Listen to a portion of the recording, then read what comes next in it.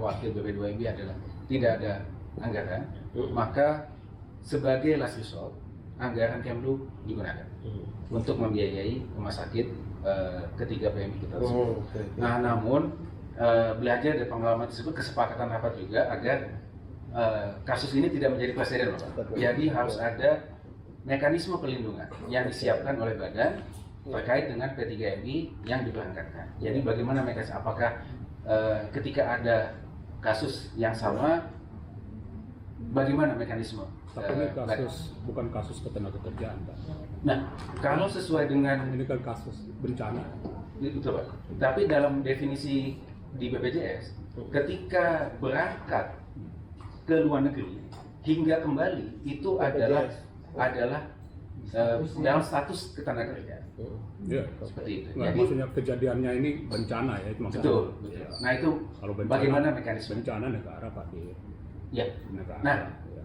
betul, Bapak. Jadi bagaimana mekanisme itu yang perlu kita bahas bersama. Yang kedua, kami mencatat dari laporan KBRI Siol, Bapak. P3MI, PMI yang diberangkatkan melalui IPS itu ada yang sakit kronis pada saat ketibaan. Seperti itu. Nah, artinya kan medical check up-nya di dalam negeri, yang berarti perlu kita perhatikan.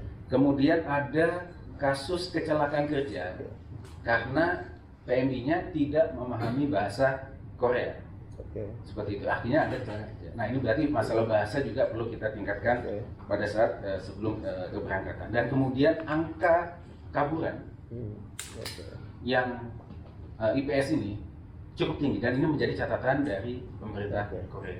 Nah, mungkin terkait dengan hal itu nanti mohon bantuan dari Bapak Kepala sehingga nanti kasus-kasus seperti ini nanti bisa kita cegah ke depan. Terima kasih, Bapak.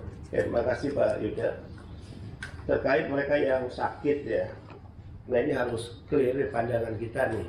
Apapun tadi karena musibah, Pak.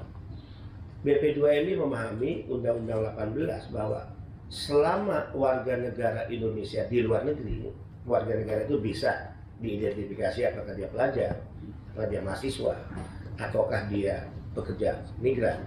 Maka tanggung jawab pelindungannya ada di Kementerian Luar Negeri. Nah, kalau begitu bukan tanggung jawab kita selama dia di luar negeri. Ini pandangan kami, Pak. Mungkin kita harus samakan di pandangan ini, ya. BP2MI bertanggung jawab ketika dia dipulangkan ke tanah air, kita jemput baik yang sakit, kita rujuk ke rumah sakit, kita biayai dengan uang kita, pulang ke kampung halaman, tiketnya kita biayai, termasuk mereka yang dideportasi ya dalam kategori PMI terkendala atau dulu disebut bermasalah. Sama itu kita biayai juga tiketnya ke daerah asal atau jenazah misalnya. Nah, ini harus sama nih, Pak. Kedua, case terkait kaburan ya. Kemudian bahasa, kemudian tadi hasil medical check up. Medical check up, Pak, itu dilakukan oleh sarana kesehatan. Yang sarana kesehatan ditunjuk melalui Permenkes, Peraturan Menteri Kesehatan. Bahkan untuk Korea ini double reading, Pak, istilahnya. Setelah dia dinyatakan lolos oleh Sarkes di sini, dia double reading dibaca, ya pemeriksaan kesehatannya oleh pihak Korea. Ya berarti salah dua-dua nih, baik sarana kesehatan kita maupun sarana kesehatan yang melakukan double reading di Korea. Nah, untuk ini kejar, Pak. Kalau dikejar, kita bisa memutuskan dengan mengirim surat ke Menkes agar sarana kesehatan tersebut tidak lagi diberikan izin atau masuk daftar untuk melakukan pemeriksaan kesehatan untuk dituji. Bisa, Pak, kita rekomendasikan aja. Biar walaupun uji nanti kredibilitas. Iya, uji kredibilitas. Boleh, Pak. Betul. Nanti Pak dikejar tuh siapa nama PMI-nya, dia lolos sarana kesehatan mana.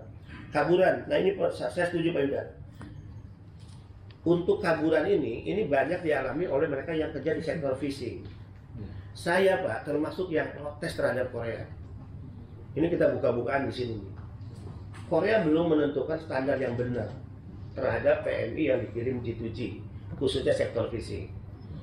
Bayangkan, Pak, orang kerja sektor fishing yang dites hanya bahasa. Padahal secara habitus di Indonesia, dia tidak tinggal di dekat laut, orang tuanya juga bukan nelayan, dia tidak pernah terlibat dalam aktivitas misalnya untuk ditambak ataupun sebagai nelayan. Ini kan nggak benar, Pak. Tapi yang menentukan tes ini siapa? Ya Korea.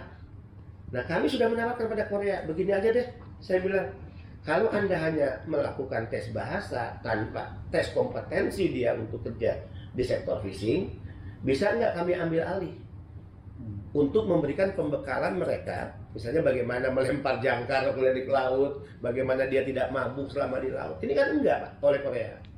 Nah, kami bisa bekerja sama, saya katakan, dengan pihak dari apa nih? Kementerian Perhubungan, KKP ya. Kita masukkan aja Pak 1 bulan di situ. Dia digojlok